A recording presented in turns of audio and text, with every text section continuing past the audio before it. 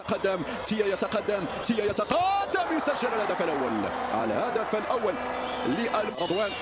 ان شاء الله يكون واثق من نفسه محمد رضوان يتلقى على الاشاره في يد الاثناء. رضوان يتقدم، رضوان يسجل بطريقه رائعه جدا.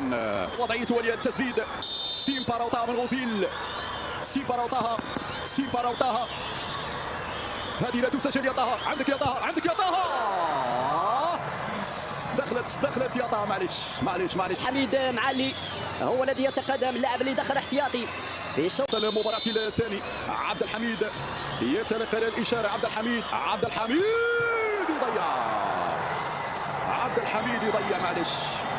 عبد الحميد يضيع الركلة الترجيحية الثانية.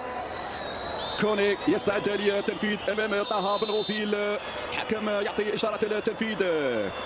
كوني يتقدم سجل 3 مقابل الركلة الترجيحية الثالثة. بختي يسعد للتنفيذ امام الحارس كوني. بختي يتقدم يضيع. صعبة الأمور الآن على المنتخب المغربي يا سعيد، وعلى المنتخب. الحارس يتصدى بهذه الكيفية. الركلة الترجيحية الرابعة.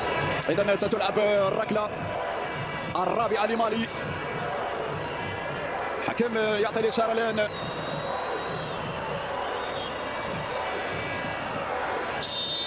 إذا تجي الإشارة في يد الأثناء.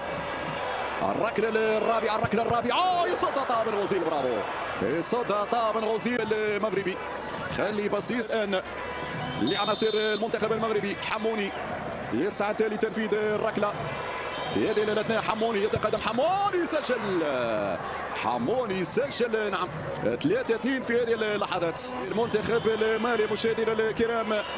طه بن غوزيل حكم يعطي اشاره تلعب هذه الركله. طه بن غوزيل برافو في هذه اللحظات. يتصدى للركله الثانيه امام ديارة. وبالتالي عبد الحميد ايت بودلان يتلقى الاشاره. ايت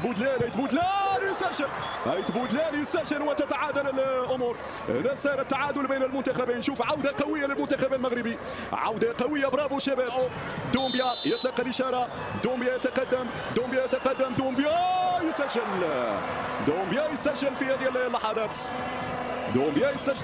متوكل على ما يبدو في تنفيذ الركله الترجيحيه. بل وكتيبه محمد امين كتيبه يتقدم. يسجل في هذه اللحظات. وتعادل يتواصل مشاهدينا.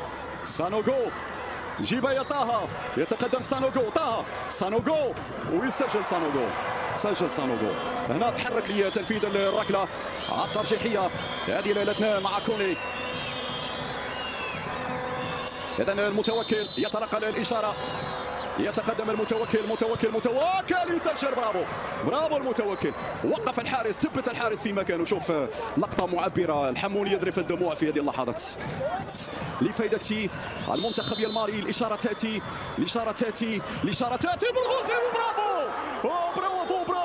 بن غوزيل. برافو بن غوزيل. يا سلام عليك. بطل يا ولدي. بن غوزيل على طريقة ياسين بونو. يتألق في هذه المباراة. الركلة الترجيحية الآن لفائدة المنتخب المغربي. فؤاد الزهواني هو من يتقدم لتنفيذ هذه الركلة. إشارة تأتي فؤاد. يا فؤاد برافو.